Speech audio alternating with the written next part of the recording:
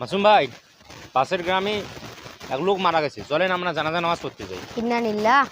হুজুর, জানাজার নামাজ পড়লে কি লাভ হয়? তো আপনি আমি যদি ওই ব্যক্তির জানাজা নামাজে গিয়ে যদি শরিক হই এবং তার দাফন কাফন পর্যন্ত যদি আমরা শেষ করে যদি আসি, তাহলে রাসূল সাল্লাল্লাহু আলাইহি ওয়াসাল্লাম বলেছেন, যদি কোনো মানুষ আরেকজন মানুষের জানাজা নামাজে যায় এবং দাফন পর্যন্ত সে সম্পন্ন করে, তাহলে আল্লাহ তাআলা তার আমল নামায় 2 কেরাত সবদান করেন। কয় কেরাত? 2 2 কেরাত। কেরাত। আর 1 কেরাত পরিমাণ হলো উহুদ পাহাড় পরিমাণ, এতগুলো সব। তাহলে 2 কেরাত মানে 2টা উহুদ পাহাড় পরিমাণ সব আল্লাহ তাআলা আপনার আমার আমল নামায় দান করবেন। তাহলে দেখেন কত বেশি সব। এজন্য আমাদের গ্রামে বা আশপাশের গ্রামে যেখানে কোন লোক মারা যাবে, আমরা তাদের গিয়ে জানাজা নামাজে শরিক হব এবং তাদের দাফন কাফন আমরা সম্পূর্ণ করব। তাহলে আল্লাহ তাআলা আমাদের আমল নামায় 2 কেরাত সব দান করে দিবেন। তাহলে চলুন আমরা যে আজকে ওই ব্যক্তি জানাজা নামাজে শরিক হই।